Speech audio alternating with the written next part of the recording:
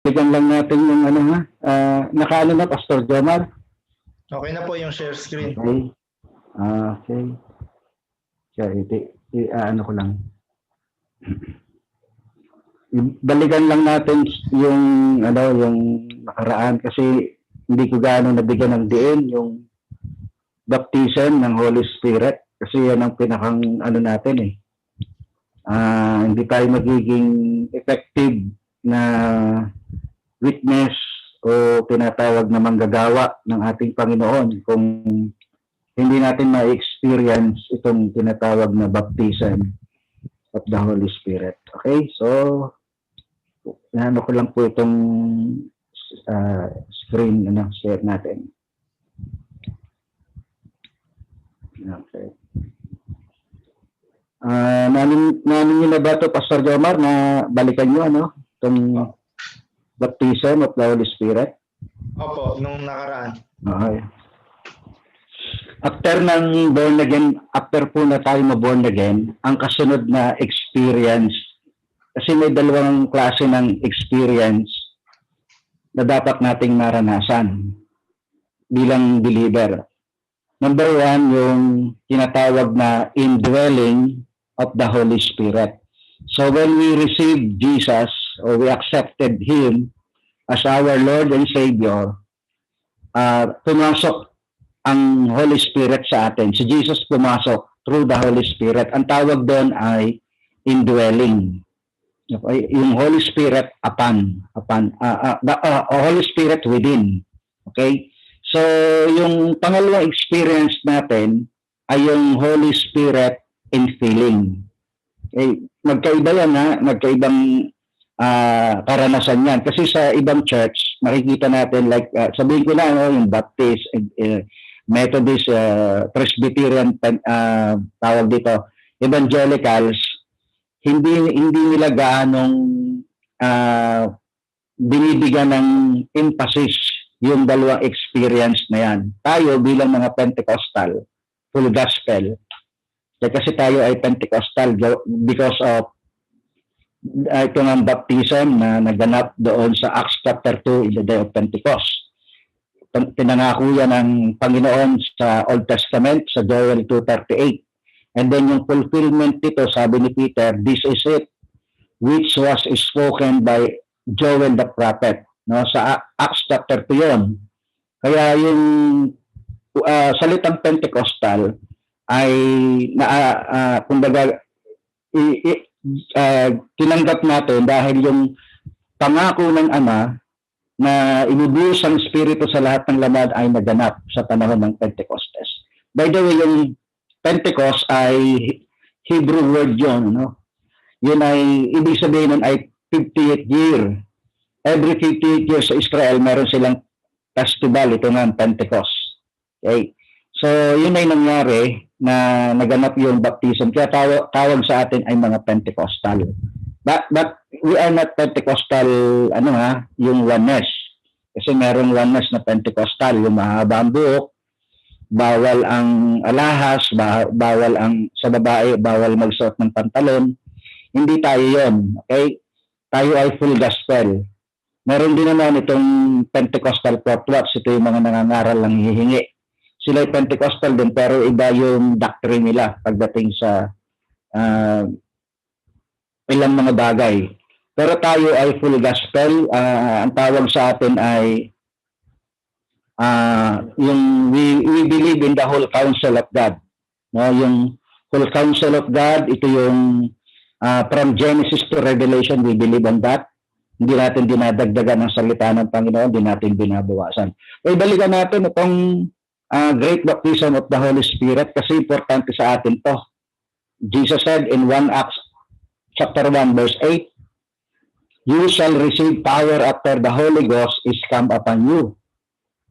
Okay, yung pangakong ito ni Jesus, sabi niya doon sa disciple after the resurrection, aakyat na sa langit, pero yung mga disciple gustong-gusto na nilang humayo dahil nakatanggap na sila, di ba sa Acts, John 20, hiningahan sila ni Jesus ng Holy Spirit pumasok sa kanila. Now, gusto na nilang humayo.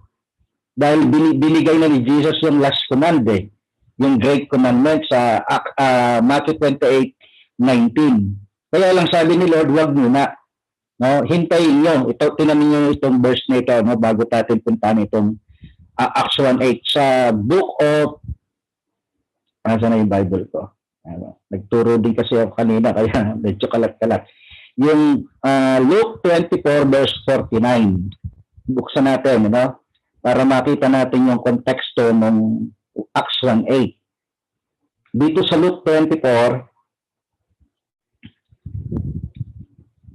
okay, sa Luke 24 verse 49. Ito yung command ni Jesus bago sila mag-win ng soul, bago sila mag-disciple. Sabi ni Jesus dito, "And behold, I send the promise of my Father upon you." Okay, yung pangako ng Ama sa Joel 2:38, sabi ni Lord, ibubuhos ang Espiritu, pero wag kayong magmadali. Maghintay kayo sa city of Jerusalem. Okay? Until you be endued with power from on high. Okay, itong Acts 1:8, nakita natin dito, ano? Puntahan natin yung Acts 2 para makita natin yung nangyari. So, Acts chapter 2, verse 1. Ito yung nangyari sa kanila. When the day of Pentecost was fully come. Tingnan nyo dito yung kaya, yung susi ng pagbuhos ng Holy Spirit. Meron dito kasing, ito hindi nakikita na maraming mga simbahan. Importante kasi sa Lord, yung unity. Okay? They were all with one accord. Okay? One place. Nasa isang lugar sila at nagkakaisa. Hindi sila watak-watak.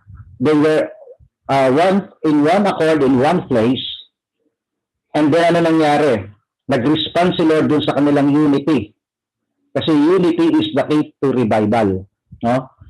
Okay, yung move of the Holy Spirit, yan ang susi. Then suddenly, there came a sound from heaven as of rushing mighty wind. And it filled all the house where they were sitting. And there appeared unto them cloven tongues like as of fire, and sat upon each of them. Ano sabi dito sa verse 4? Yung 120 na disciple ni Jesus, including Mary, the mother of Jesus, naroon sa upper room. Kaya yung 120, sabi dito, napuspos sila ng Holy Spirit, and they began to speak with other tongues as the Spirit gave them utterance. So, nakita natin yung power na bumaba sa kanila. Nag-manifest yung Holy Spirit na pinangako ng Diyos sa kanila. So, ito yung tunay na unity. Kasi doon sa Genesis chapter 10, nakita natin yung maling unity, yung Tower of Babel, nagtatayo rin sila ng tower. Okay? At nang nakita ng Diyos, mali yung motibo nila, pinangalat, binigyan sila ng iba-ibang wika. Kaya lang yung wika na yun, dahil hindi na sila nagkakaintindihan, hindi na nila nagagawa yung kanilang selfish motive, yung kanilang agenda, hindi na natuloy. Pero itong tunay na unity na nangyari sa Acts chapter 2, ito yung tama. Ito yung may approval si Lord dito sa ginagawa nitong mga disciple niya. Kaya anong nangyari, powerful, kumalat ang Word of God at talagang lumago ang early church dahil dun sa power na binigay sa kanila ng Holy Spirit. Okay, so ito yung background, ito yung nangyari sa kanila, nagkaroon ng power. By the way, yung word na power dito, dynamis. No? Dynamis. Ang Greek word nito ay dynamis. Check niyo yan sa inyong Bible. Internet, nakikita niyo yung kahulugan ng dynamis. Doon kinuha yung dynamite. Ako kung nakakita na kayo ng dynamite, ano ginagamit ng mga fisherman. Kaya binabawal yan dito sa atin sa Pilipinas kasi pag yan ay ginamit, masisira yung bahay ng mga isda sa ilalim ng dagat. Dahil ano yan grabe pag sumambulat Kahit yung maliliit na mga isda, namamatay. So, ang word na power dito ay explosion, impact. No? May power, dynamic power, dynamite, like a dynamite. Okay? And then, naroon yung word na dynamo. Kaya electric fan, meron yung self-inherent power. No, kahit na nag-create siya ng sarili niyang power, yun yung tinatawag na dynamis. Okay? Ano pa yung word na dynamis kinuha? Dynamic. No? Dynamic. So pagka tayo may nabaptize sa Holy Spirit, magiging tayong dynamic Christian. Amen? Dynamic, ibig sabihin may impact. Hindi yung mukhang impacto. No? May impact yung light natin. Meron tayong we can shake the kingdom of darkness because of the power of the Holy Spirit. Okay, so dito sa ating outline, nakita natin ito na si Jesus ang baptizer ng Holy Spirit. Siya ang nagbabaptize. Ito'y pinangako sa John 15:26. Ang pangako ay hindi lang sa mga alagad.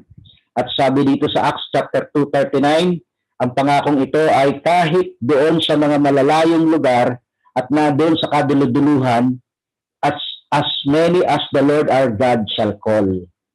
So, God is no respecter of any person. Hindi lang ito para sa mga disciple, itong pangakong ito, kahit sa atin, at doon sa ating magiging anak. Amen? Dahil ang sabi ng Lord, ang pangako niya ay, I will pour out my spirit to all the flesh. No? At itong mundong ito ay pupunuin niya ng kanyang kaluwalhatian as the water covers the sea. No? This earth shall be filled with the glory of the Lord as the water covers the sea. Praise God. Okay, so yung nangyari, binasa na natin itong Acts 2:1 and 4. Ito yung setting, inintay nila yung pagbaba dahil sinabi ni Lord sa Acts 24 verse 49 at naganap na nga yung nangyari sa kanila, napuspos silang lahat ng Holy Spirit.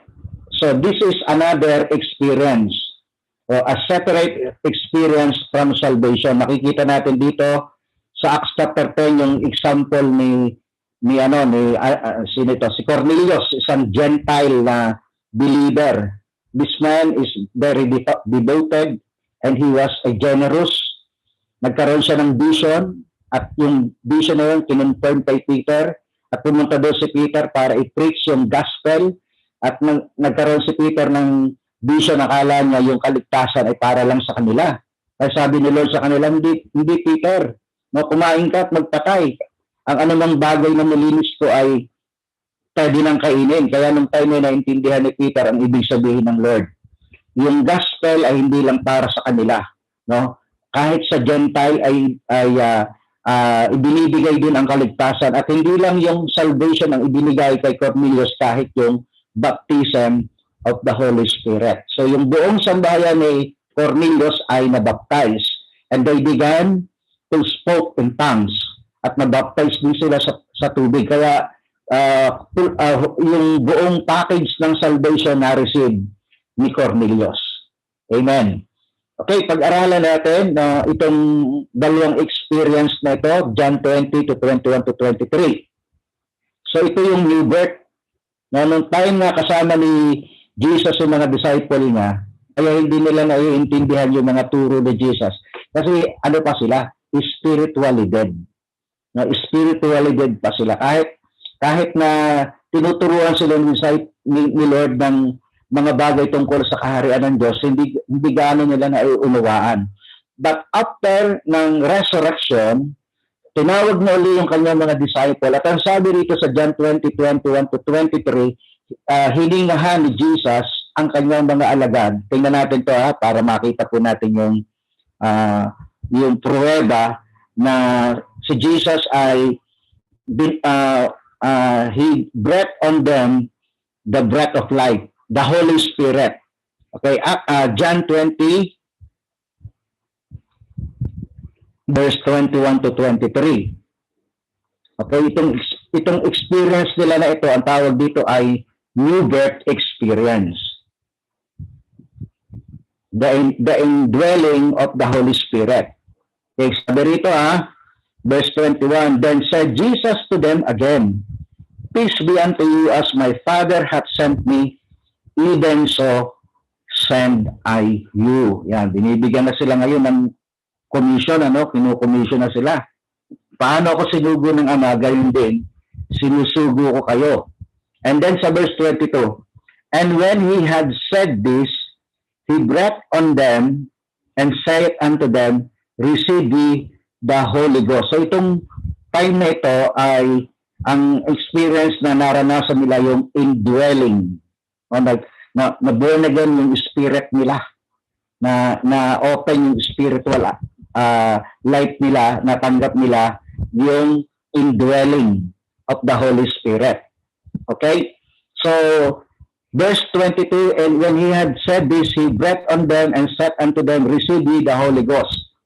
Whosoever sins ye remit, they are remitted unto them.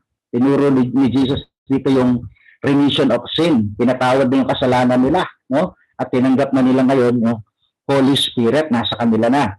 Kaya sabi, whosoever sins ye retain, they are retained. Praise God. Okay? So, yun yung first experience nila sa Holy Spirit. First encounter nila sa Holy Spirit, that is the indwelling of the Holy Spirit. Now, another experience nila, ito na, yung Luke 24:49, Wait in Jerusalem until you are endued with power from on high. Yun na nga, nangyari sa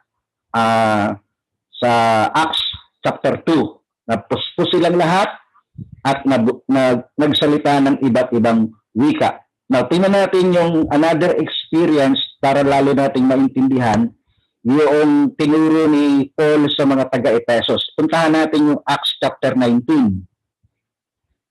Okay, Acts 19.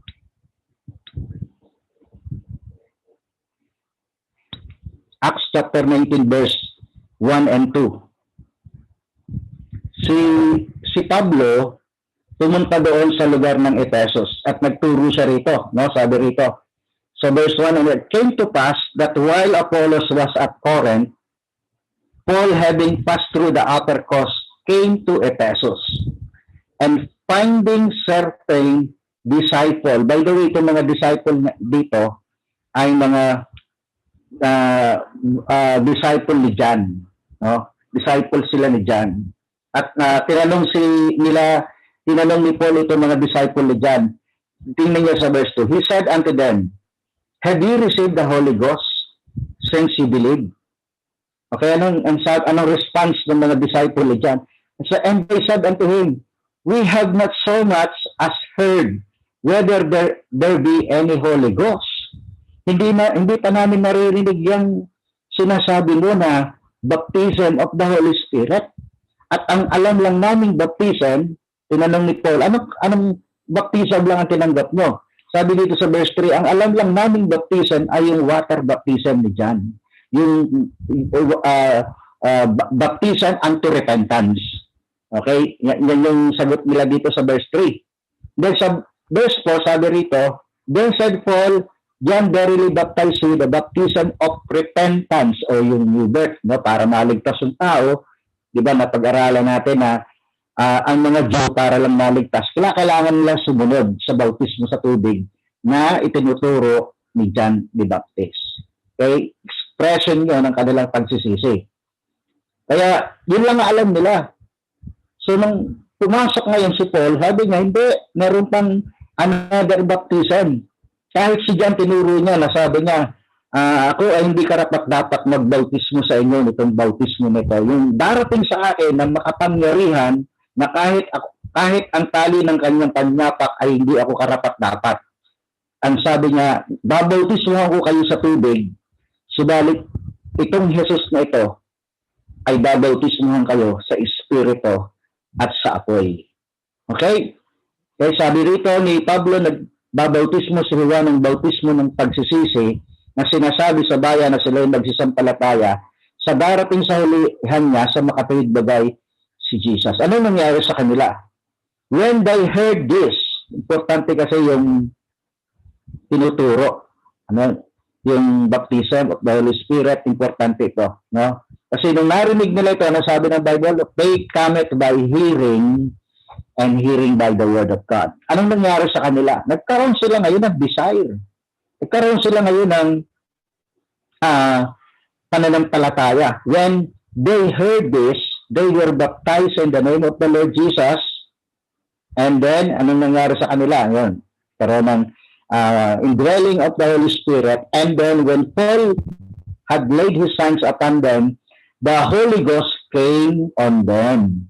And they spake with tongues and prophesied.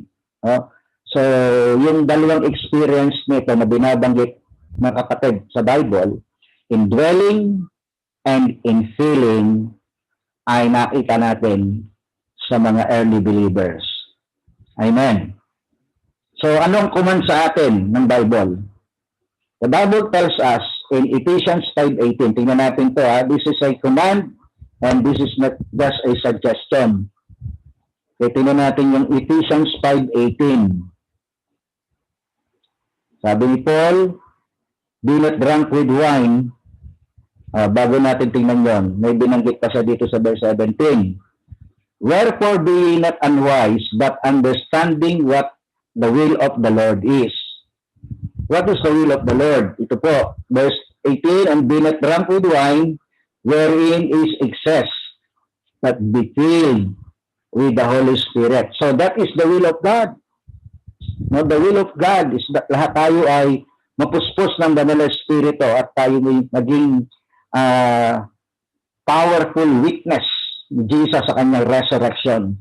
Kaya dito makikita natin yung outcome ng infilling of the Holy Spirit. Ito yung nangyayari pag tayo natutuspos. Verse 19, speaking to yourselves in psalms and hymns and spiritual song, singing and making melody in your heart to the Lord. Kapag ang tayo puspos ng Banal na Espiritu, magsisimula siyang umawit ng mga salmo, mga awiting spiritual. Yan ang una. Pangalawa, magtututong magpasalamat sa lahat ng bagay. Amen? Hindi na complainer or murmurer o ano man, sabi ng Bible, giving thanks always for all things unto God and the Father in the name of our Lord Jesus Christ. So yan yung mga bunga ng infilling ng Holy Spirit. Natututo tayo magbigay ng pasasalamat. And then ano pa? Natuto tayo magpasakop. So yung palang taong puspos ng Banal na Espiritu, hindi issue sa kanya yung submission. No? Pero yung mga tao na hindi puspos ng Banal na Espiritu, ayaw talaga yung magpapasakop. Ayaw niya susunod. Okay? Kasi nga wala yung Holy Spirit eh. Pero pag nasa atin ang Holy Spirit, ano sabi dito? Submitting yourselves one to another in the fear of God. Amen? So, ito po yung mga bunga ng infilling na pinakita sa atin. Kaya, importante sa mga mananampalataya na meron tayong Holy Spirit baptism. Amen. Now, paano naman natin malalaman ng isang tao ay puspos ng Banal na Espiritu? Pag-aralan natin, mga kapatid, doon sa Acts chapter 2, ang verse 4, they began to speak with other tongues. Now, tingnan natin yung reasons why we speak in tongues. Rito ang baptizo ng Holy Spirit. Meron, lahat ba kayo na baptizo ng Holy Spirit? With the evidence. Kasi sabi nila, hindi ito. Sabi nila, baptize ako pastor ng Holy Spirit, pero hindi naman nagtatangs. Mahirap po na sinasabi natin tayo ay baptize ng Holy Spirit, pero hindi naman tayo nagtatangs o tongue talker. Dapat, kung tayo tunay na mananampalataya, dapat nagtatangs po tayo. Because Jesus said in Mark 16, 17, 18, sulat niyo yung verse niya, check nyo, no? Sabi ni Jesus, these signs shall follow them that believe. In my name, they shall cast out demons, they shall lay hands on the sick, and they shall recover, and they shall speak with new tongues. Okay? Yan daw yung signs ng isang tunay na mananampalataya. Tayo ay magpapalayas ng demonyo, hindi tayo ang papalayasin, kasi dati tayo pinapalayas ng dablo eh. Para tayong yung anak ni Sheba, diba? Yung seven sons of Sheba, yung gagaya lang. Nakita nila si Paul, nagpapalayas ang demonyo, ginaya, naghanap ng demon possessed. Sa pangalan ng Jesus, okay na eh. Kaya lang sabi ng magkakapatid na pinapangaral ni Pablo, nagulat yung demonyo. Sabi niya, hindi sila totoo. No? Mga fake ito. Kaya sabi ng Bible, sila yung pinahirapan ng masamang espiritu. Okay? So, ang totoong anak ng Diyos ay, sa atin ito ay, hindi ito gift. Yung pagpapalayas ng demonyo, by the way, is not a gift. Iba kasi sabi nila, may gift ako ng pagpapalayas ng demonyo. Hindi yung gift. Okay? Yung pagpapagaling, yung laying of hands, tayo magpapatong, yun ay signs. Okay, signs. Sabi ng Bible, signs and wonders will follow. Mark 16:20, God will confirm His word with signs and wonders. Amen. No, patunayan ng Lord ang kanyang salita ay buhay sa pamamagitan ng mga tanda at himala. Kaya yung sign ng isang tunay na mananampalataya, magpapalayas ng demonyo, magpapagaling na may sakit, magpapatong ng kamay, at nagsasalita ng iba-ibang wika. Dadampot daw ng ahas. By the way, wag niyong gagawin ng wala kayong Holy Spirit. Wag niyong gagawin yung baka mamaya paglabas niyo rito, gahanap kayo ng ahas, nasabay yung ahas at damputin ko raw eh. No, wag niyong susubukan yan. Yan ay ginagawa, hindi yan sinasadya. Parang si Paul, di ba? Pumunta ng yung lugar na Malta? Sakay inabot sila ng bagyo at nasira na shipwreck. Nakarating sila sa isang island, ang titindi ng mga ahas doon. No, yung mga ulupong, sabi rin, yung mga cobra, yung na kinagat siya. Ala ng mga kasama niya, mamamatay. Pero nang ginawa ni Paul, tinanggal lang, inalis. Sabi ng mga tao, hintay na lang nilang kumisay si Paul. Pero walang nangyari. Kaya ginawa nila, sabi nila, Diyos ko to si Pablo. Sabi nila, hindi ito tao. Sabi niya, no, ako ay katulad nyo rin, kaya lang meron akong Holy Spirit. Yun. No? Kaya yun yung sinabi ni Lord na dadampot kayo ng ahas. Amen? Brother Jason, sa Pampanga, ahas. Dadampot sila ng ahas. Hindi sila maaano. Praise God. Okay, tingnan natin yung tongues. Sinend ko po ito sa inyo Pinakita ko yung Bible way to receive the Holy Spirit. Ito na po yun. No? Yung mga experience sa Book of Acts. Ayan, hanggang doon sa Ephesus, yung kay Paul. Now, tingnan natin yung 10 reasons. So ito po yung small book ni Kenneth Hagin about the gifts of the Holy Spirit. Si Kenneth Hagin kasi ay tinawag ng Lord. Grabe ang pagkakagamit ng Diyos sa taong ito. Siya ay bata pa, nagkaroon na siya ng vision. Meron siyang sakit sa puso, deform yung heart niya. Sabi sa kanya ng Lord, mamili ka, gusto mo bang mabuhay? Okay, sumunod ka sa akin at mangaral ka ng gospel. At pagkatapos, kung gusto mo namang mamatay, it's up to you. Okay, binigyan siya ng Lord ng revelation sa Book of Mark 11:24. Kaya yung Mark 11:24, very po sa kanya ito. Rema talaga. Kaya yung church niya, yung ministry niya, ang tawag ay Rema. No? Buhay sa kanya yung Mark 11:24. Pinili niyang mabuhay. Okay? At ang sabi sa kanya ni Lord, kung gusto mong mabuhay, ipangaral mo ang pananampalataya. So, very clear yung direction sa kanya ni Lord. Go and teach my people about faith. Kung si Moses ay go and let my people go, set them free.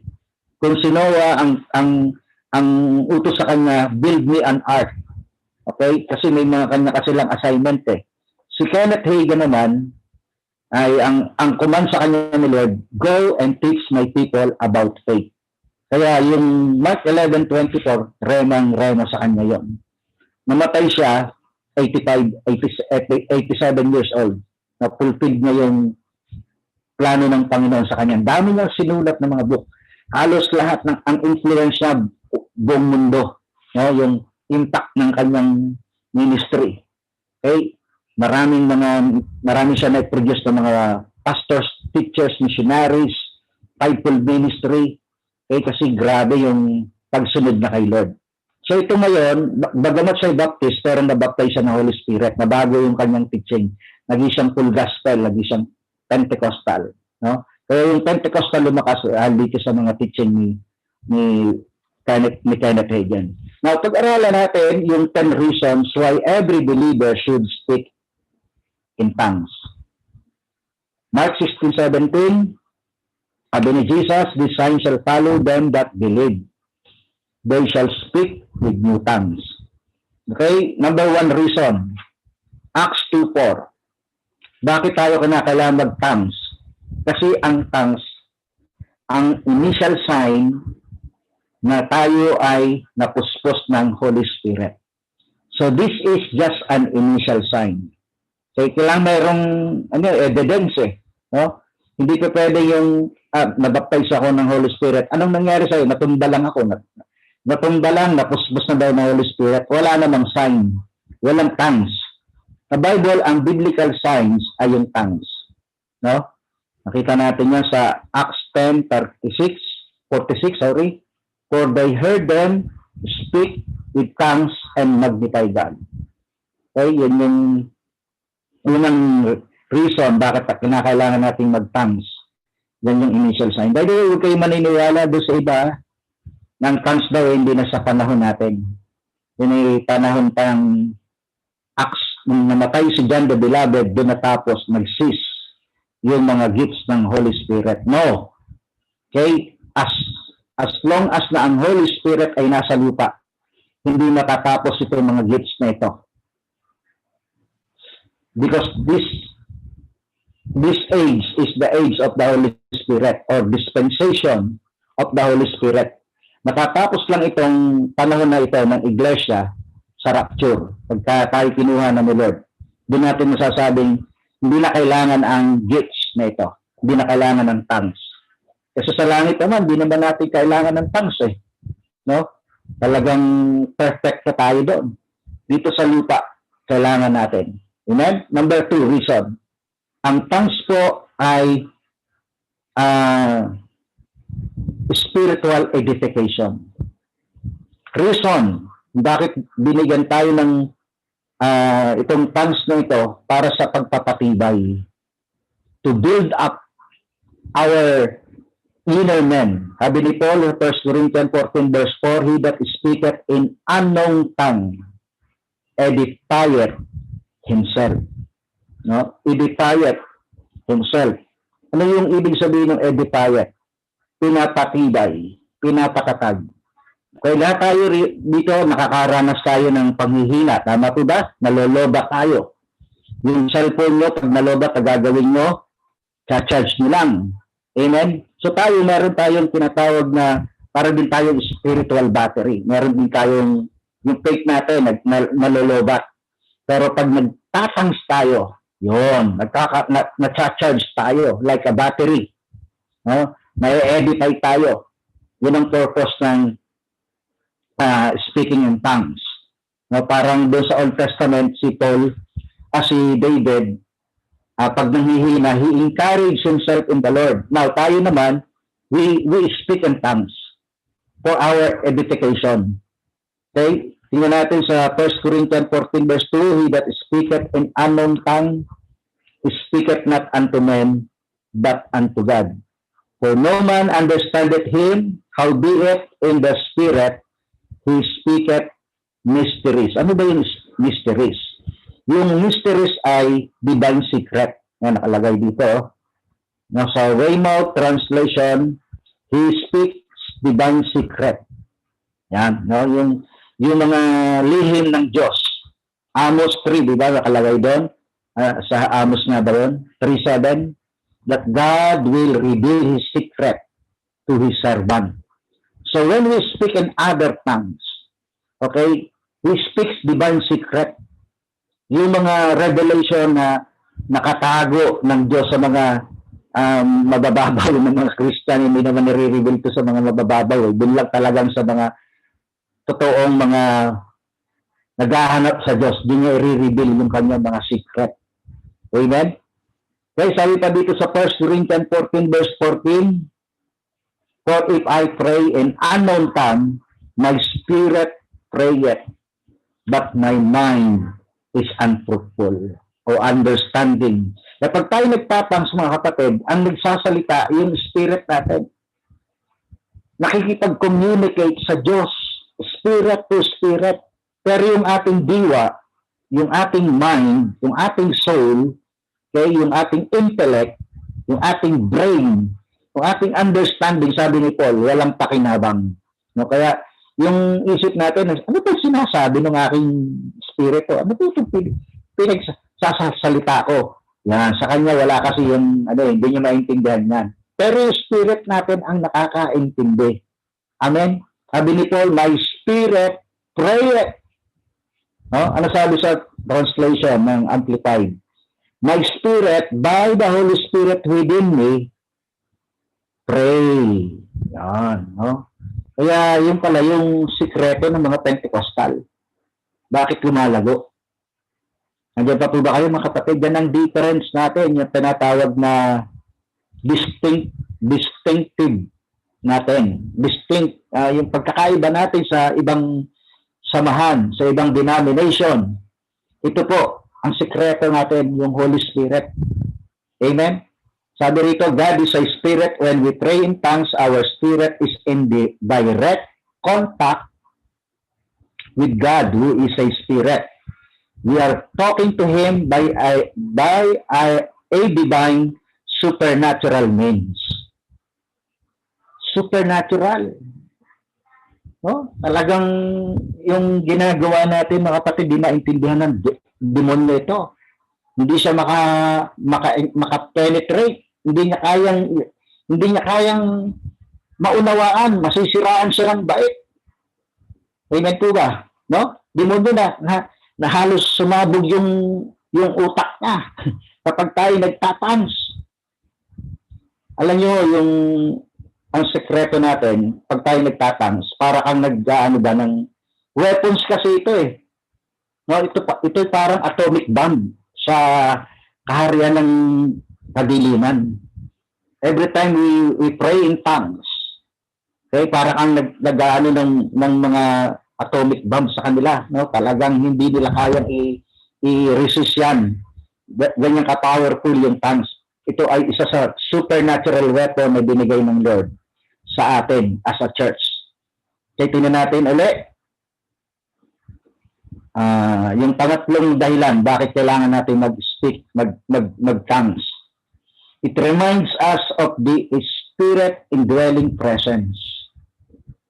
Nagpapaalala lang sa atin na tinanggap natin ang Holy Spirit. Nakatira na siya sa atin. Amen. No? The Holy Spirit indwells in us. By the way, sa Old Testament, ang Holy Spirit ay hindi permanent sa tao. May time na umaalis ang Holy Spirit. At mahirap nang bumalik ang Holy Spirit. Kaya ang prayer ni David, naalala niyo yung prayer ni David sa Psalms 51, after na siya ay nagkasala kay Bathsheba. Okay, ano sabi ni David? Tingnan natin, para makita natin yung pagkakaiba natin sa mga Old Testament people of God. Okay? Psalms chapter 51, this is the prayer of David after na he committed adultery to Bathsheba. Tingnan natin to ha. Narito yung prayer niya. Nasa niyo prayer yan. Verse 10. Tingnan niyo po ito ha. Okay, tingnan natin. Verse 10, create in me a clean heart, O God, and renew a right spirit within me. Sa New Testament, hindi mo na ito pwedeng gawing prayer. Kasi sa atin, ang nire-renew na natin ngayon hindi spirit. Ang nire-renew natin ay yung mind. Amen? At tayo ay nilinis pa ng dugo ni Jesus. Kaya hindi mo na kinakailangan create in me a clean heart of God. Binigyan ka na ng bagong puso. Diba? Pangako ng Diyos sa Old Testament, I will give you a new heart, a heart of flesh, and I will remove a heart of stone. 2 Corinthians 5:17, if any man be in Christ, he is a new creation. All things have passed away, behold, all things are become new. Tingnan ka natin yung prayer ni David under the Old Testament, Old Covenant. Cast me not away from thy presence. Okay, ano sabi niya? Take not thy Holy Spirit from me. So yung Holy Spirit, naalis. At under the Old Covenant, kapag sila nagkasala na ang Holy Spirit ay umaalis sa kanila. Tingnan niyo si Samson. Nung siya bumagsak kay Bathsheba, akala niya malakas pa siya. Pagbangon niya, wala na yung spirit of might. Wala na yung Holy Spirit. Kay David, nakita natin, wala na siyang maramdaman. Wala na yung joy. So sabi rito, verse 12, restore unto me the joy of thy salvation. Okay? And uphold me with thy free spirit. Sa atin, sa New Testament, hindi natin kailangan ipag-pray ito. Nasa atin yung joy, yung, di ba sabi ni Jesus, yung balon ng kagalakan, yung balon ng spirito. Okay? At ang Holy Spirit ay mananatili. At sabi ni Lord, hindi ko kayo iiwanan, hindi ko kayo pababayaan. Amen po ba mga kapatid? No? Eh, sabi rito sa John 14:16, and I will pray the Father, and He shall give you another comforter. The word comforter in this verse, in the Greek, is parakletos. Okay? Yung word na parakletos, ang ibig sabihin doon, may one who call alongside. Ibig sabihin, lagi natin siyang katabi. So, ang Holy Spirit, He is with us, He is in us, and He is upon us. Hallelujah. Kaya yung Holy Spirit hindi pwedeng umalis kasi tayo po ay binayaran na ni Jesus ng kanyang dugo. Pag-aari na tayo ng Diyos. Meron na tayong seal. Iba yung baka para malaman na may-ari, nilalagyan ng seal, hihiruhan. So tayo rin po may seal ng Holy Spirit. Nasa atin na ang Holy Spirit at hindi na kailanman aalis ang Holy Spirit. Amen po ba mga kapatid? So, ang Holy Spirit ay napakalaking biyaya sa atin ng ating Panginoon. Hallelujah. Ano pa? Ang pang-apat. Praying in tongues is praying in line with God's perfect will. Romans 8:26 and 27. Tayo po, may kahinaan tayo pagdating sa prayer. Subukan mo mag-pray ka ng Tagalog. Pag wala ka na mag-pray, wala na. Tapos na ako mag-pray, may pag-pray ko na lahat. Subukan mo mag-pray sa iba-ibang wika. Unlimited yun, no? Hindi siya limited. Yung word dito na weakness or infirmities, ang ibig sabihin nito ay limitation. Pero pag nag-pray tayo sa iba-ibang wika, we pray the perfect prayer. Amen? We pray the perfect prayer. No? Yan po yung nagagawa ng tinatawag na tongues. Ang tawag natin dito mga kapatid ay intercessor prayer. Okay? Nag-i-intercede tayo. Halimbawa, kahit nandiyan ka sa Dubai, nag-pray ka sa iba-ibang wika, hindi mo alam yung prayer mo, meron ginagamit ng Diyos yung panalangin mo para si Holy Spirit mag-convict ng tao na gusto nang magpakamatay. No? Gusto nang tumalong sa tulay. Pero dahil nag-pray mo sa Spirit, na-convict yung taong yon, hindi na, nagbago ang isip niya, hindi na siya magpapakamatay. Ganyan po nagagawa ng panalangin na tinatawag natin sa iba-ibang wika. Amen po ba? No? Yan po ay napaka-powerful na klase ng prayer, intercessory prayer. Kaya pag meron tayo prayer meeting, huwag lang tayo mag-pray sa Tagalog. Huwag lang kayo mag-pray sa English. Huwag lang kayo mag-pray sa inyong sariling wika. Pray in the Spirit. Okay? Pray in other tongues. Kasi ang isang mananampalataya dapat ay intercessor, warrior, Okay, prayer warrior tayo, lalo na ngayong huling araw na ito, dapat tayong maging mandirigma sa panalangin, maging tayong intercessor ni Lord, because in the book of Ezekiel 22:30, naghahanap siya ng mga tao na tatayo sa malaking puwang. Sabi ni Lord, I sought for a man who stand in a gap, but I found none. No? But every time we pray in tongues, we intercede. Okay? Parang tayo kay Lord.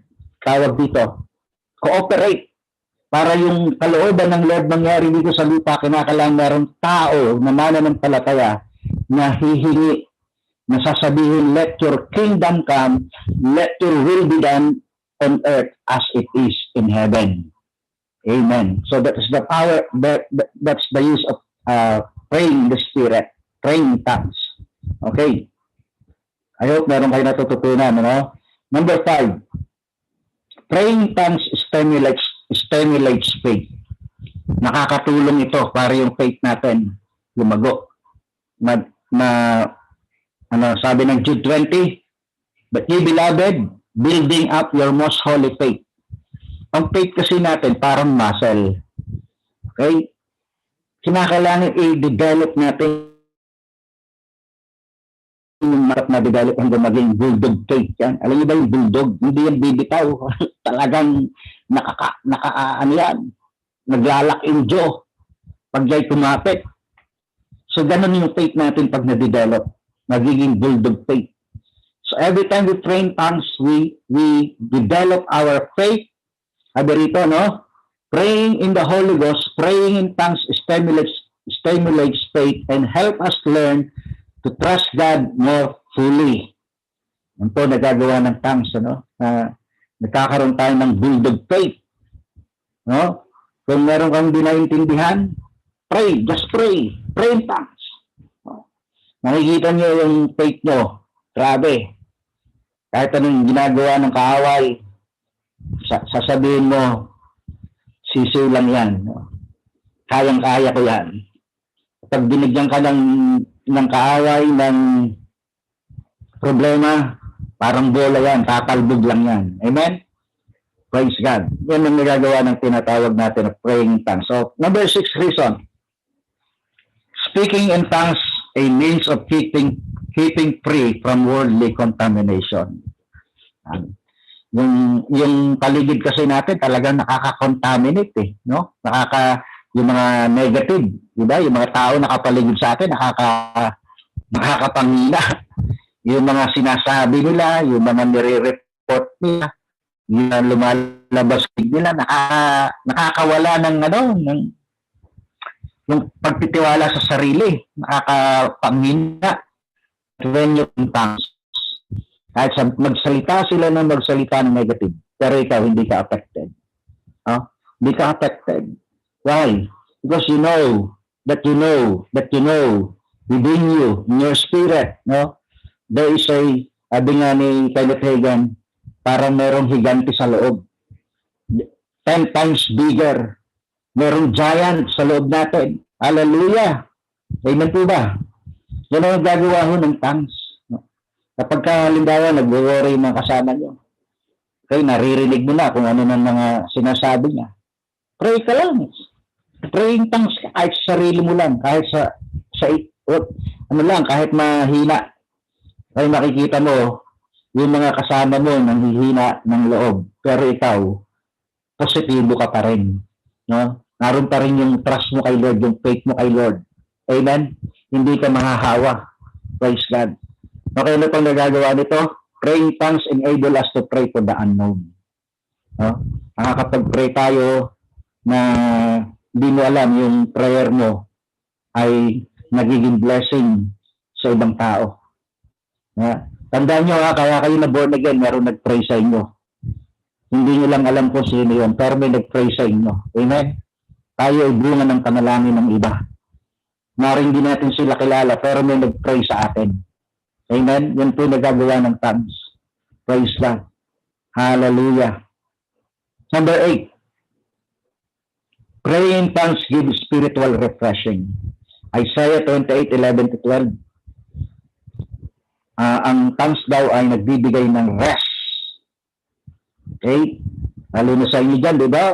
Stressful yung trabaho nyo.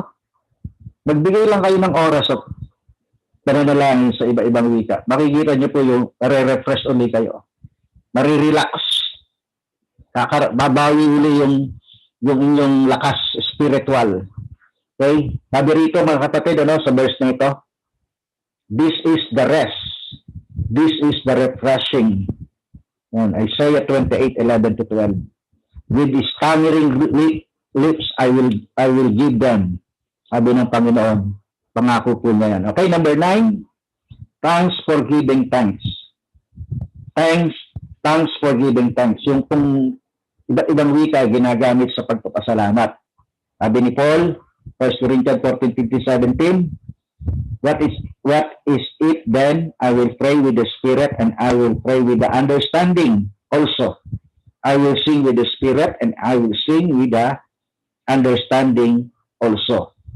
Else, when thou shalt bless with the Spirit, how shall he that occupieth the room of the unlearned say Amen? At thy giving of thanks, seeing he understand not what thou sayest. For thou verily givest thanks well, but the other is not edified. Yun. Nakakapagpasalamat daw tayo ng maayos, pero yung iba hindi naman naintindihan yun. So sa atin lang yun, Bawa, wala ka nang time mag-pray talaga ng mahaba-haba. Just pray in tongues. Pasalamat ka kay Lord. Ura basyakhan balababa. Naintindihan na ni Lord yun. Amen? Di ba kayo, minsan pag-uwi, pagod sa trabaho, di na kayo makapag-pray, o yung iba sa inyo, di nakakata ng pray. Just pray in tongues. No? Ramba sekarababa. Nakikita nyo po, nakapagpapasalamat na kayo sa Panginoon. Naintindihan na ni Lord yung sinasabi nyo. Amen. No? That's the beauty of tongues. That's the beauty of praying in tongues. Hindi tayo limitado. Hindi tayo dependent doon sa ating natural na kaisipan. Because we know our spirit is, sabi ng Bible, 1 Corinthians 1:30, join in the Lord. He that join in the Lord is one in spirit. Amen? Isa na yung espiritu natin at yung espiritu ng Diyos. Nagkakaintindihan yan. Nagkakaunawaan yan. Hanggang pa po ba kayo? No? Iisa na tayo. Sabi ni Jesus, I am the vine, you are the branches. Okay? Kung anong nado sa puno, dumadalo yan sa sanga. Okay? Kaya kung ano nado sa ating Panginoong Hesus, doon sa spirit natin, nagpo-flow din po yan. Amen. Okay, number 10, reasons. Number 10, why we speak in tongues. Okay, di ba tayo ay nag-aaral ng confession of faith? Tinuro yata ni Pastor Jomar yung power of the tongue. Ano ba yung message mo nakaraan about the tongue sa'yo? Di ba sabi ng Bible, ang mga hayop sa gubat napapaamo. Kahit na untamable, yung mga lion, tiger, ang hirap paamuin yan. Okay? Pero sabi ni Paul, napapaamo. Kaya lang itong napakahirap paamuin yung dila ng tao. Diba? Verse 18 na nyo. But the tongue can no man tame. It is unruly evil, full of deadly poison. So yung tongue daw po natin ay mahirap paamuin. But thank God I have a good news. The Holy Spirit can tame our tongue. Kapag na-feel tayo ng Holy Spirit, yung tongue natin, sa halip na tayo nagre-reklamo, nagmumurmo, nagko-complain, nagmumura, diba? Kung ano yung sinasabi natin, just pray in tongues and your tongues will get under subjection with the Spirit of God. No? Yan po yung nagagawa ng tongues. Okay? May natutunan po ba kayo dito sa gamit natin sa tongues? Bakit kailangan natin ng tongues? By the way, may dalawang gamit ang tongues ha. Yung public side of tongues, pag tayo nag-tongues sa church, ini-edify natin yung body of Christ, yung church. Okay? Yung, halimbawa sa worship, nagtatangs tayo. Kailangan meron doon mag-i-interpret.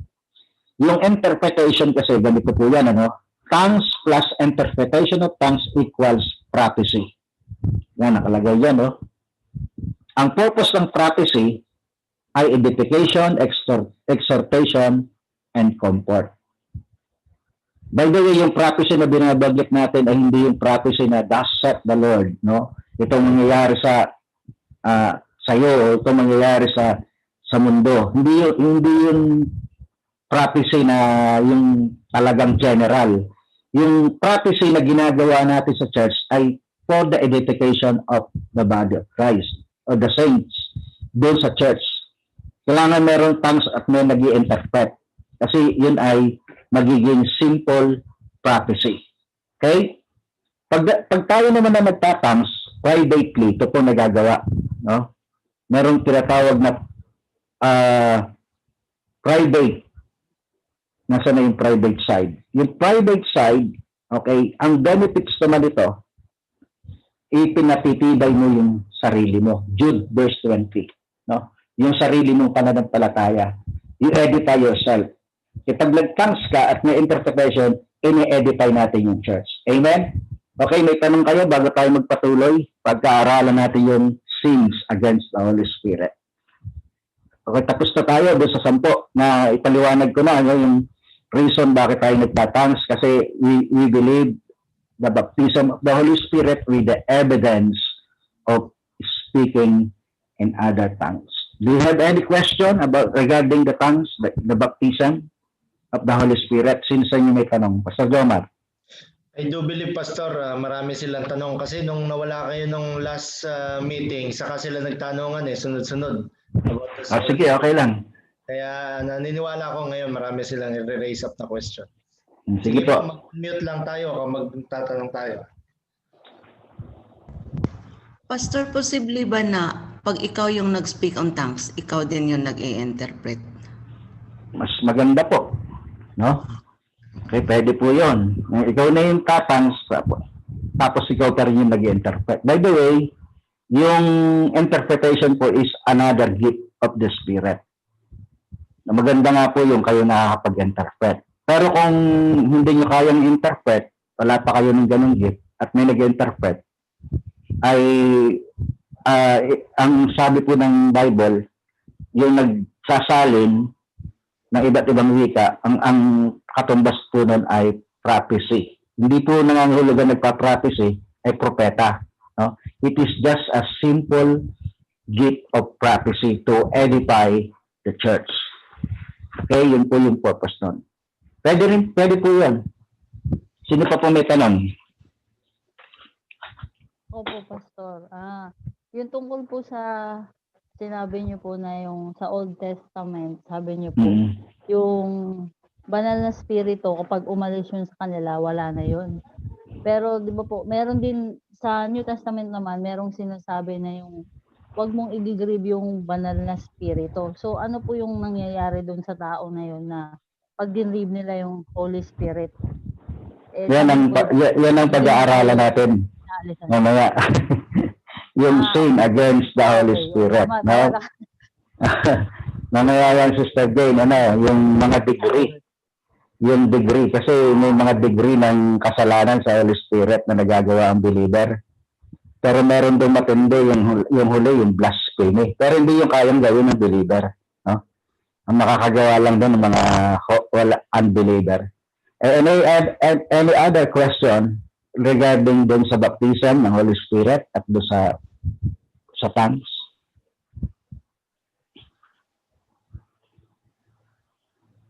Kayo ba sold out na doon sa faith ninyo as full gospel Pentecostal believer o medyo nagdududa pa rin kayo? Ano ba kami? Okay, so tayo po ay Bible believer, full gospel po tayo. Pag sinabing full gospel, all gospel. From Genesis to Revelation, walang dagdag, walang bawas. We believe, yung statement of faith natin, we believe in the God the Father, God the Son, God the Holy Spirit. We believe in the Bible, that is an infallible book, inspired by the Holy Spirit. Okay, marami tayong pinapaniwalaan dyan. So, share ko kay Pastor Jomar para mailagay natin doon sa group chat natin yung statement of faith natin. Para makita nyo po yung distinction po natin sa ibang pananampalataya. Lalo na po dito sa tinatawag na Holy Spirit. No? We believe in the baptism of the Holy Spirit with the evidence of speaking in other tongues. Napakalaga po niyan. Okay? Any other question? Brother Jason, baka may tanong kayo. Sige po. Tanong kayo. Ako po, Pastor Mon. Sige, Sister Sheila. Nabanggit niyo po kasi kanina na hindi po makonsider na totoong Christian yung isang tao pag hindi po nabaptize ng Holy Spirit. Ang tanong ko po, Pastor, hindi din po siya believer pag ganun po? Hindi ko sinabing hindi kinukonsider. Ang ano ko lang po, liliwanagin ko ha, ang isang tao pag tumanggap kay Lord, Christian siya. Kaya lang yung pagka-Kristiyano niya ay hindi, sabihin na natin ito kaya na hindi puspos ng Espiritu. Hindi ganun katotoo. Kasi kaya nga ang daming carnal eh. Diba? Alam niyo ba yung carnal Christian? Carnal Christian means they are not spirit-filled. Hindi sila lumalakad sa Espiritu, lumalakad sila sa laman. Pero Christian sila, nasa church, tumanggap kay Jesus. Ang tawag doon sa Bible ay carnal believer. Okay? Carnal Christian. 1 Corinthians chapter 3, verse 1 and 2. Ang katangian ng carnal na Kristiyano, matampuhin, mainggitin, mahilig sa division, nagkakampi-kampi, ano pa sabi ni Paul, ang kinakain lang na kayang kainin ay gatas, hindi na kayang kainin yung spiritual meat of the word. Wala siyang kakayanan na matampuhin pa rin siya, matitisurin. Okay? Kasi wala yung Holy Spirit. Pag nasa atin ang Holy Spirit, may gagawin siya, may ministry siya sa atin. Anong ministry ng Holy Spirit? John chapter 16 verse 13. When the Holy Spirit has come upon you, He shall guide you in all the truth. He will show you things to come. At ano pa sabi ni Lord? Siya ang magtuturo sa inyo ng mga bagay na malalalim. Okay? So yung mga taong walang Holy Spirit, ibig sabihin, hindi puspos ng Espiritu kasi meron na silang indwelling eh. Pero wala silang infilling. Okay? Naintindihan mo ako, Sister Sheila? No? Iba yung indwelling sa infilling. Yung indwelling, Christian sila. Kaya lang walang infilling. Yung buhay nila, tingnan nyo, bigyan ko kayo illustration. Nandiyan kayo sa bahay nyo, no? Meron kayo dyang baso, lagyan nyo ng tubig kalahati. Yun yung tinatawag na indwelling. Ang Holy Spirit nasa kanya rin. Okay? Yung first experience natin sa Holy Spirit, indwelling. So pag nilagyan mo ulit, kumuha ka ng ano tawag doon, yung pinuno mo yung baso, overflowing, yun yung infilling. Yun yung infilling. So dapat ganon ang experience natin. Hindi lang tayo indwelling, sa atin si Lord, sa atin ng kanyang Spirit, dapat overflowing, infilling. Yun yung may continuous experience. Hindi lang yun every Sunday, every day. Yun yung sinabi ni Paul, but be filled with the Holy Spirit. It's an overflow, tawag doon, continuing experience po yun. Hindi lang yun one time. Okay? Hindi lang yung pag may encounter, pag may revival, pag may prayer meeting, saka tayo napupuspos. Dapat every day. Amen? Naalala niyo ba yung turo ni Jesus sa parable doon sa 10 virgin? Yung 10, yung 5 doon matalino, 5 doon mangmang. Marami ngayon mangmang na Kristiyano. Hindi alam yung kalooban ni Lord. Kaya yun, maiiwan nyo sa rapture. Maiiwan nyo sa pagdating ni Lord. Pero yung mga wise, yun yung mga nagpupuno lagi ng langis. Yun yung may mga magagandang patotoo niyan. Nagliliwanag. Sabi ni Jesus, let your light so shine before men. Okay? Dumating si Jesus, naiwan yung 5 mangmang. Kasi kala ng 5, hindi pa darating. Naubusan ng langis. Sabi ni Lord, maghanap kayo ng tindahan. Baka may bukas pa dyan. Pagtalikod nila, saka dumating yung kasintahang hinihintay. Dahil ready yung 5 natalino sila eh. So yun, kaya tinuturo ko sa inyo, itong teaching nito, kasi nasa huling araw na tayo.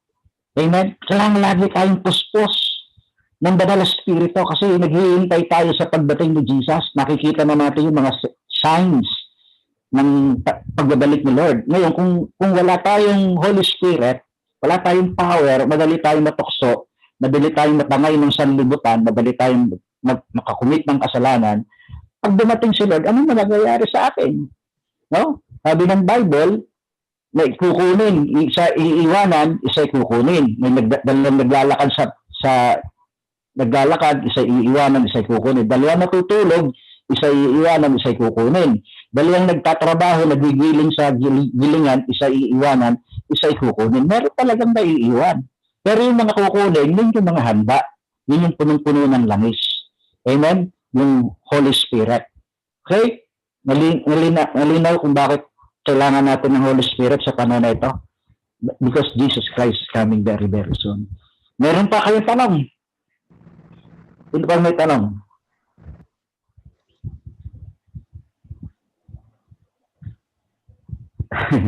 Ito, hanggat magtanong kayo.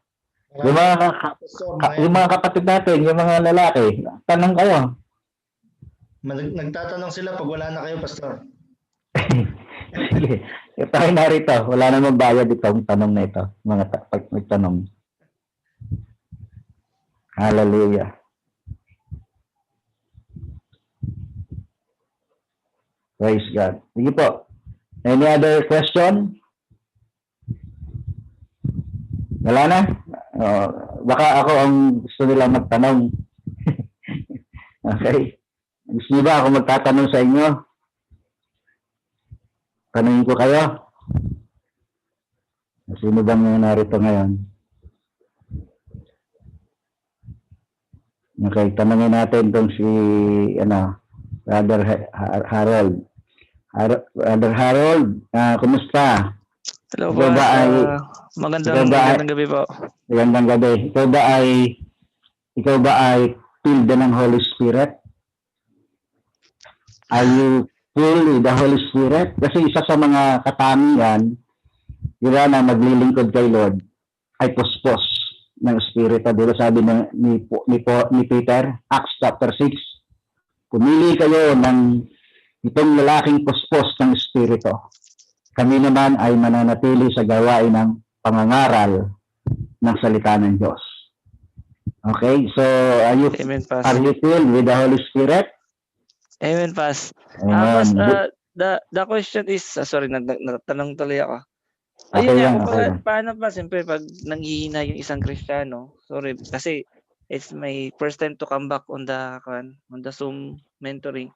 Pag nanghihina ba yung Kristiyano, yung Holy Spirit, naglalaylo lang din ba, or? Okay, nakuha ko yung mo. Ang Holy Spirit, hindi naglalaylo yan. Yeah, sorry pa parang yung 'di ba minsan siguro yung lumalamig yung pagiging Kristiyano nila, gano'n. Dahil rin siguro kakaroon ng guilty sa kasalanan. Marami kasing dahilan kung bakit tayo nang lalamig. Unang-una yung atmosphere, diba? Pag nawala ka sa apoy, para kang baga, mawawalan din ng apoy. Importante yung association Okay? Pabantayan niyo yan. Watch out your company. No?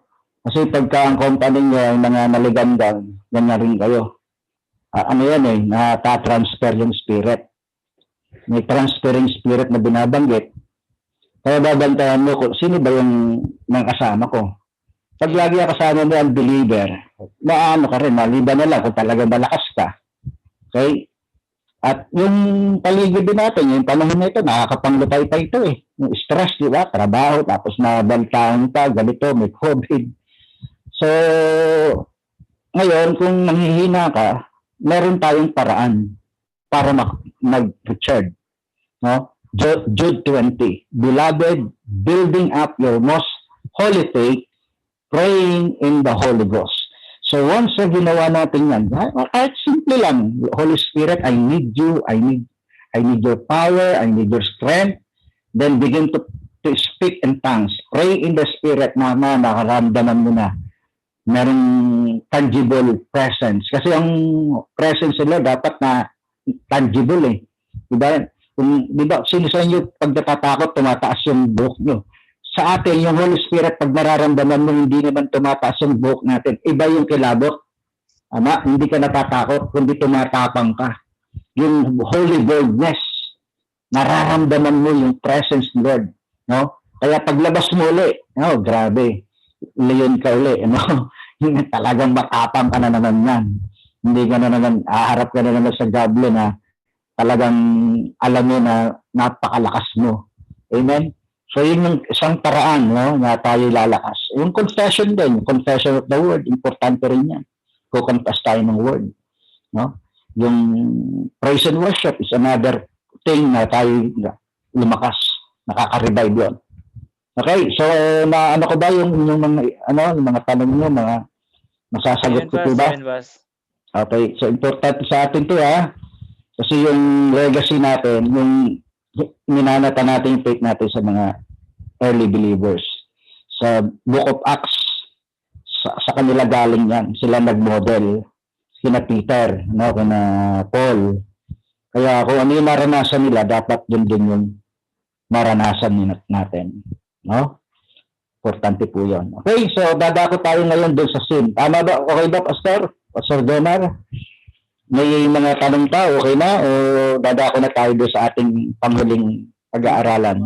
Mamaya na lang po ulit, baka may tanong pa sila. Okay, so mamaya ulit, no? At ating pag-aaralan naman itong sins against the Holy Spirit.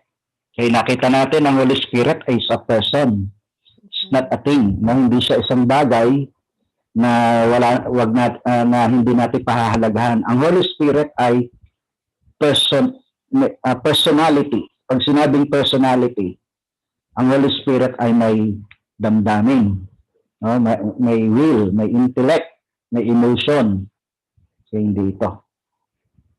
Ito yung ating pag-aaralan bago tayo magtapos. The enemies of the Holy Spirit. Okay, ang Holy Spirit ay may enemies. So, number one enemies ng Holy Spirit. Ito yung sin, by the way. Sin against the Holy Spirit. Ang number one sin against the Holy Spirit ay tinatawag na grieving the Holy Spirit. Grieving the Holy Spirit. Sino sa inyo gusto magbasa? Kahit Tagalog. Ephesians chapter 4 verse 30. Grieving the Holy Spirit. Ano ba itong grieving the Holy Spirit?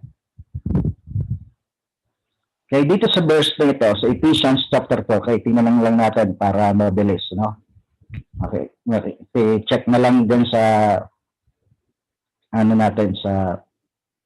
para makita natin itong verse na ito. Ephesians chapter 4 verse 30. Sabi rito ni Paul, and grieve not the Holy Spirit of God, whereby ye are sealed unto the day of redemption. Sa Tagalog, huwag niyong pighatiin ang Espiritu Santo ng Diyos, sa Kanya kayo'y tinatakan hanggang sa kaarawan ng pagkatubos. So, ang unang kasalanan na gagawa ng believer, by the way, ang nakakagawa nito ay believer, ay yung tinatawag na pighati. Alam niyo ba yung pighati? Yung pinipighati natin na sasaktan natin si Holy Spirit. Kasi si Holy Spirit may pakaramdam. Kaya very sensitive siya. Ang simbolo nga niya ay dove. No, alam niyo ba, sino rito nakapag-alaga ng kalapate? Diba ang kalapate ay simbolo ng kapayapaan? Ang kalapate, pag inalagaan niya, napaka-sensitibo niyan. Ayaw niya ang pamilya ay nag-aaway. Pag nakikita niya magulo doon sa tirahan niya, may nag-aaway, may nagbabangayan, may nagsisigawan, aalis yan. Aalis siya, no? Kasi ano siya very sensitive. Sa church ganun din. There are times, halimbawa, meron tayong service, time of worship. Nakikita natin may mga tao na hindi naman pumunta ro para mag-worship, nag-uusap lang. Nakikita mo, may nagte-text. May mga bata nagtatakbuhan doon sa unahan, no? Nag-worship na. That's the time na nag-grieves ang Holy Spirit. Wala sa order. The Bible says, God is a God of order. No? Pag may ginagawa tayo sa loob ng church, do it decently and orderly. Because God is a God of order. Pag wala sa order, yung ating ginagawa na pananambahan, that's the time na nag-grieve ang Holy Spirit. Nakukuha niyo po mga kapatid. Now, yun yung unang degree, the first degree of sin against the Holy Spirit, grieving the Holy Spirit. Sabi ng Bible, command po ito, do not grieve the Holy Spirit of God. Huwag niyong sasaktan, huwag niyong pipighatiin ang banal na Espiritu sapagkat siya yung nagbigay ng tatak ng ating kaligtasan. Amen. So we need to be sensitive. Kung ang Holy Spirit ay sensitive, tayo dapat sensitive din sa Holy Spirit. Amen. No? Hindi natin siya pipighatiin. Tayo nasa church, we love the presence of the Holy Spirit at dapat lagi natin wini-welcome din ang Holy Spirit. No? Sa church ni Yung Gityo, meron siyang 4 na upuan. Okay? Doon sa unahan ng kanyang pulpito, merong 4 doon. Pero walang uupo doon tao. Ang paniniwala niya, yung 4 na yun silang uupo saka yung Trinity, God the Father, God the Son, God the Holy Spirit. So every time na siya mag-i-speak, mangangaral, sabihin niya, okay, Holy Spirit, come, let's preach the word. Okay? So, si Yung Gityo, ang ginagawa niya ay he developed an intimate relationship with the Holy Spirit. Ang tawag niya sa Holy Spirit ay senior pastor. Sa church natin, ang senior pastor, hindi ako. Si Holy Spirit. Amen? Si Holy Spirit ang ating senior pastor dapat. No? Pag may gawain tayo, let's welcome our senior pastor, the Holy Spirit. Ang tawag ni Miles Monroe sa Holy Spirit ay the director of the kingdom of God. The governor. No? Nabasa niyo na ba yung book niya? The governor, the Holy Spirit is the governor of the kingdom. Amen? So, dapat ganun ang trato natin sa Holy Spirit. No? He is a person at siya'y nasasaktan kapag nakikita niya na wala sa kaayusan ang gawain ng Panginoon. Okay? Okay, number 2, degree against sin against the Holy Spirit. The Holy Spirit can be quenched. Alam niyo ba yung quench? Yung nag-aapoy, diba, nagbabaga yung isang bagay, tapos binuhusan mo ng tubig. Yun ko ibig sabihin ng quenching the Holy Spirit. Sabi ng 1 Thessalonians 5:19, do not quench the Spirit. Do not quench. Sa Tagalog, huwag niyong, ano tawag doon? Tingnan natin sa Tagalog para makita natin yung ginamit ni Pablo. 1 Thessalonians 5:19. 5:19. Hallelujah.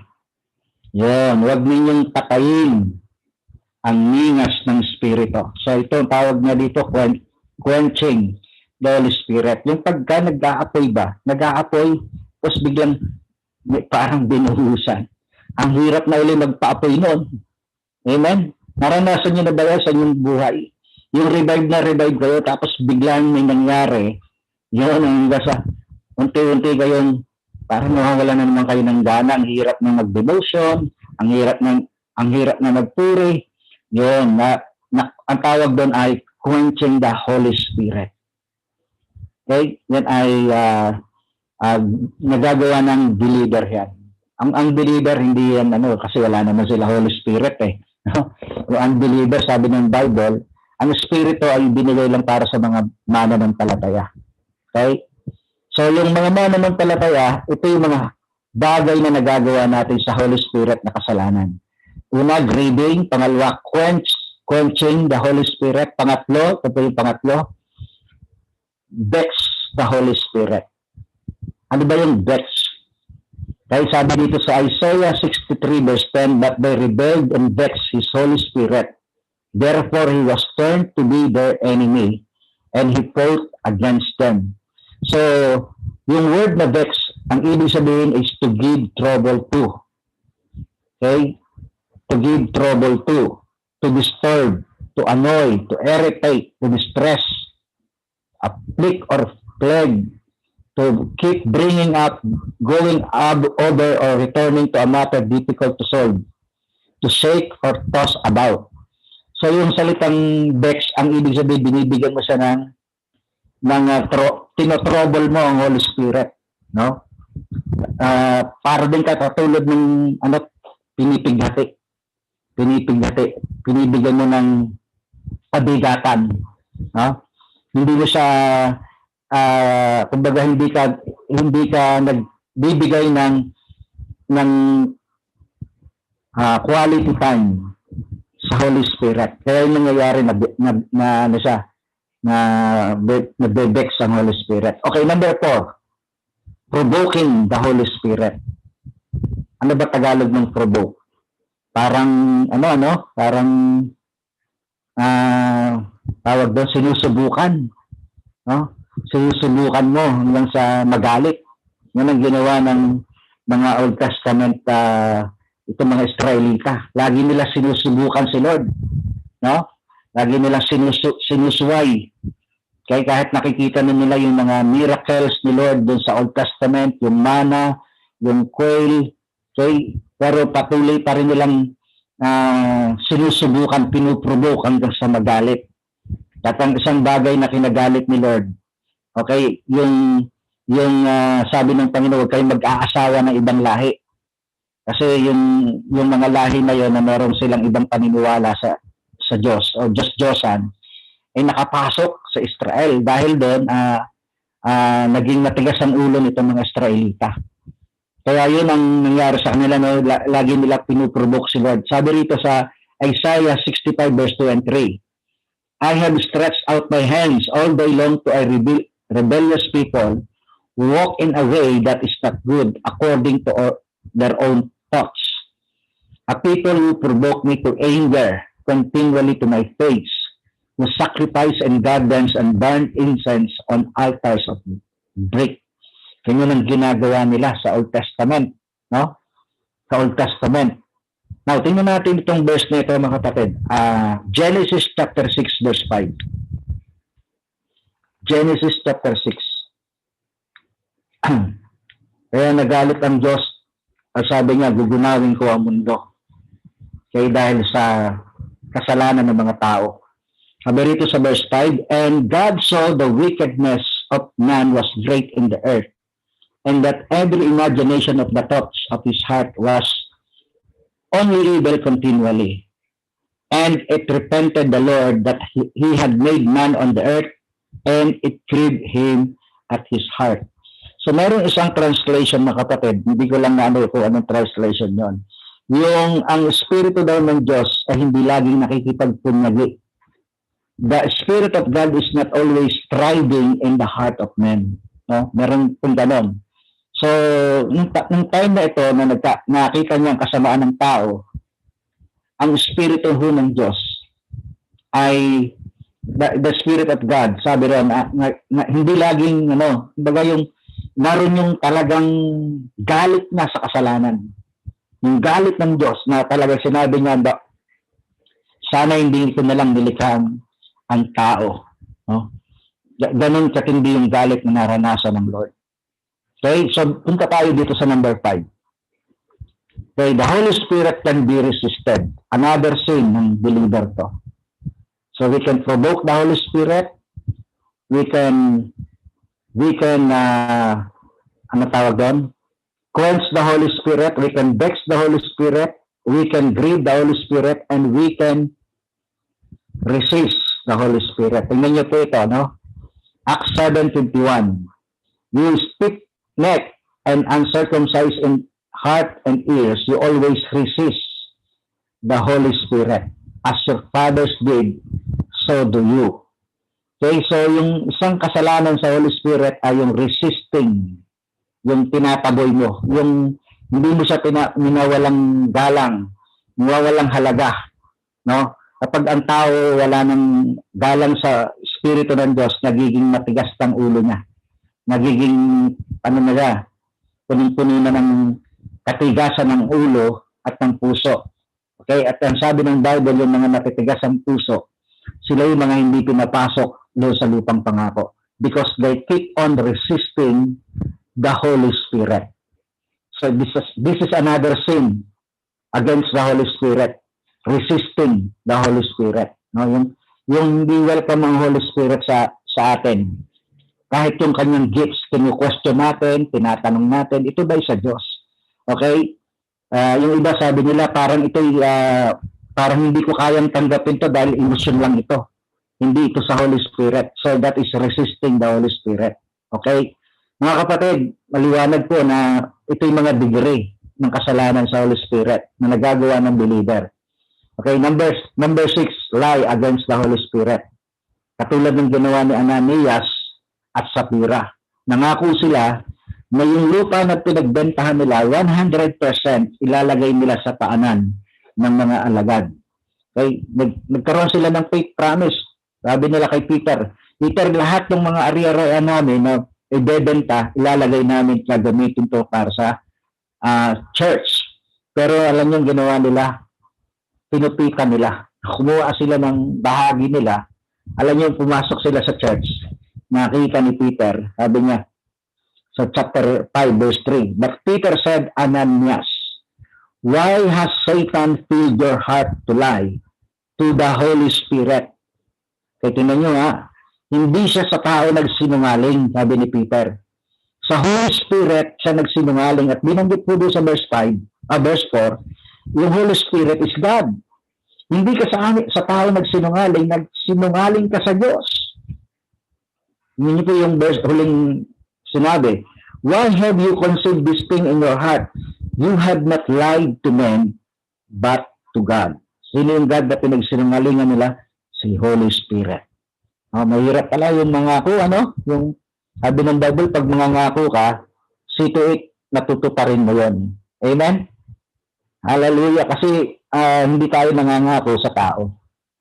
Sa Diyos tayo nangangako. No? Ang tawag po dyan ay lying to the Holy Spirit.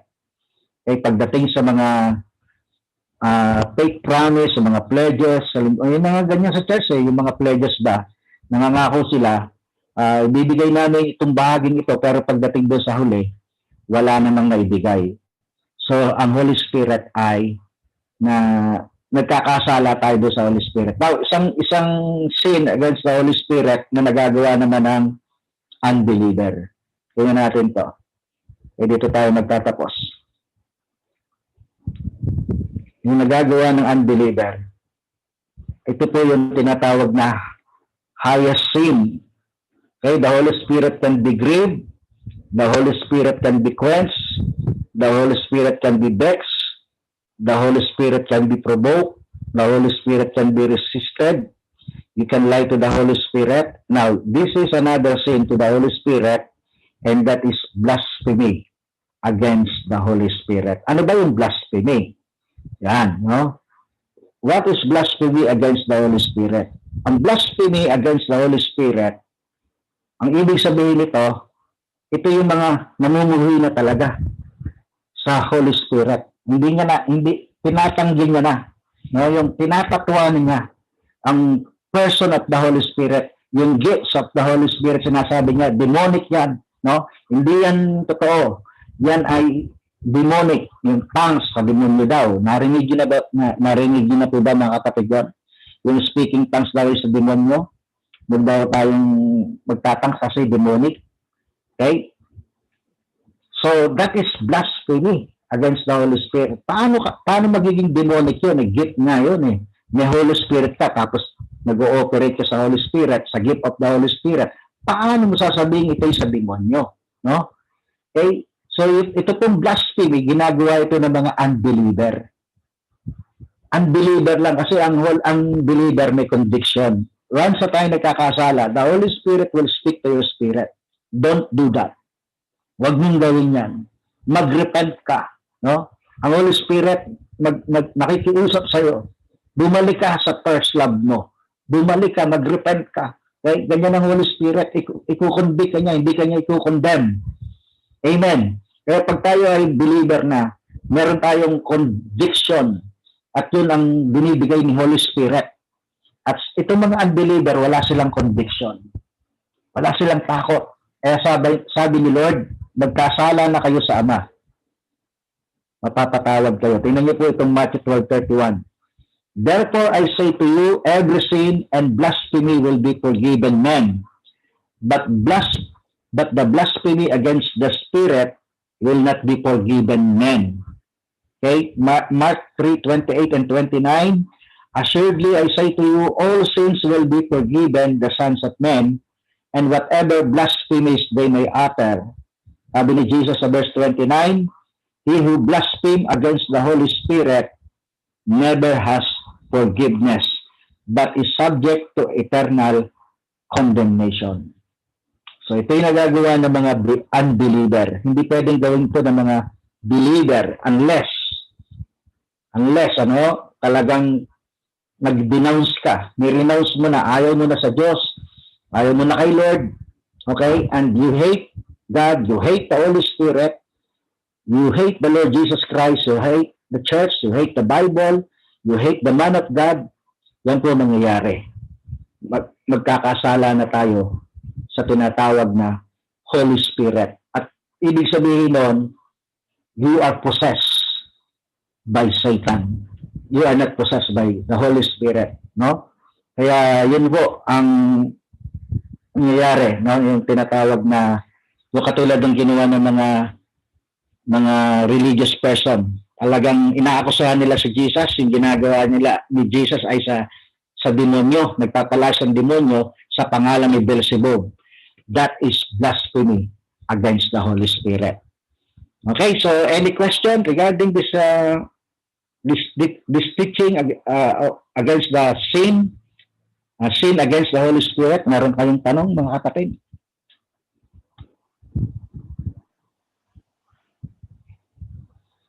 Meron kayong tanong o meron kayong hindi na unawaan para ma-correct natin? So ngayon nakikita nyo na ang kahalagahan ng Holy Spirit sa church. Ano? Nakikita natin siya yung kumikilos para ang church ay maging makapangyarihan kasi tayo ay agent of change ng Holy Spirit sa huling araw na ito.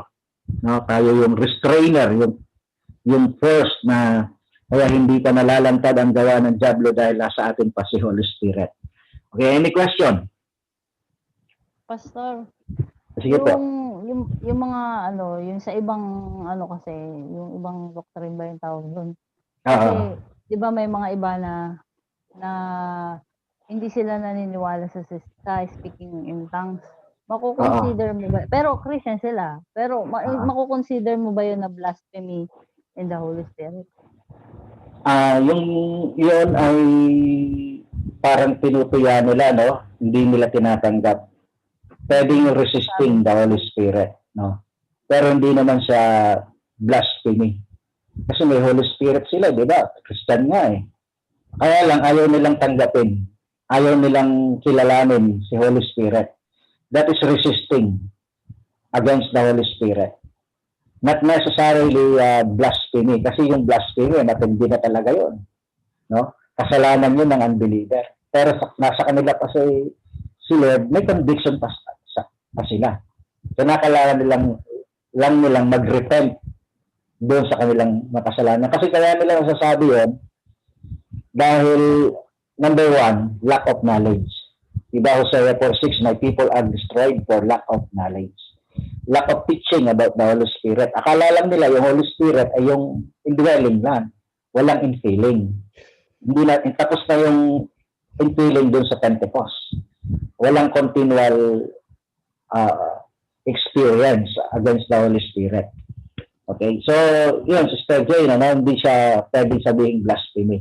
We cannot condemn these people. Mahirap naman tayo magko-condemn na let's pray for them. Kasi hindi maaaring yung revelation about the Holy Spirit hindi pa gaano malinaw sa kanila. No? Kasi hindi natin masisisi dahil yun ang nila doctrine. No? Yun ang doctrine, lalo na yung mga Baptist. Pero may mga Baptist na open na. Ang tawag sa kanila Bapticostal. si Joel Austin, dati Baptist yun pero ngayon, grabe. No? Yung tatay niya, charismatic. Si John Austin, paborito kong pastor yun. Pero hindi naman niya no, sa Holy Spirit. Kaya pag nakikinig niyo yun, anointed. No? So, yun ang difference natin. Hindi natin sila pwedeng judge na blasphemy yung ginagawa. Maaring they are resisting the Holy Spirit and they are grieving yun, patong-patong na yun. Grieving the Holy Spirit. Pinigpigati. Okay, any other question? Ako po, Pastor. Sige, Sister Julie. Ano po? 2 questions po. Number one Okay. question po is, as a Christian, is it normal na as a believer po na nasasaktan ka sa kapwa believer mo, na yung parang ang sakit-sakit kahit na hindi mo siya kamag-anak or ano, pero nasasaktan ka kasi nalalayo siya sa Panginoon? And then second question po, is it also consider na nagsisinungaling ka sa Holy Spirit mo kasi hindi mo nagagawa yung part na dapat gawin mo, ano yung binubulong sa ng Holy Spirit? Is it consider po na naglalay ka sa sarili mo and naglalay ka sa Holy Spirit na bumubulong sa iyo? Okay. Kung hindi natin nagagawa yun, na yung nakikapatid natin ng hihina, hindi napupuntahan, ang pinakamagandang bagay na magagawa natin is to pray. Okay? Pray for them. Lalo na yung intercessory prayer. Kasi pagka ganon, bahala na ang Holy Spirit na mag-minister doon sa taong yon. No? Hindi natin pwedeng sabihin na tayo nagsisinungaling sa Holy Spirit. Ginagawa natin yung part, no? Na Lord, bilang tao, limitado ako, pero ako'y naniniwala sa kapangyarihan ng Banal na Espiritu na pag pinanalangin ko itong taong ito, ikaw ang kikilos sa kanya. Kaya pagka gano'n, sister, huwag kang magigilty. No? Kasi ginagawa naman natin yung part natin para abutin yung tao through prayer. Kung halimbawa, hindi man natin nakikitang nagre-response, ibang paraan. Ang Holy Spirit ay may kanya-kanyang paraan. Kaya hindi natin siya pwedeng ilagay sa box. Hindi mo pwedeng ilagay ang Diyos sa kahon. May sarili siyang paraan. Amen? Kaya yun, hindi pwedeng, hindi yun ang consider na nagsisinungaling. Basta maging tapat ka lang sa Panginoon, Lord, may mga limitasyon ako. Gusto kong abutin itong taong ito, pero limitado ako sa ganitong bagay. At yun naman ang gagawin ng Panginoon. Yung hindi natin kayang gawin, yun ang gagawin ng Panginoon sa atin. Okay? Sir Jomar, no? Wala na po bang mga habol? Ipopost ko na yung ating recording.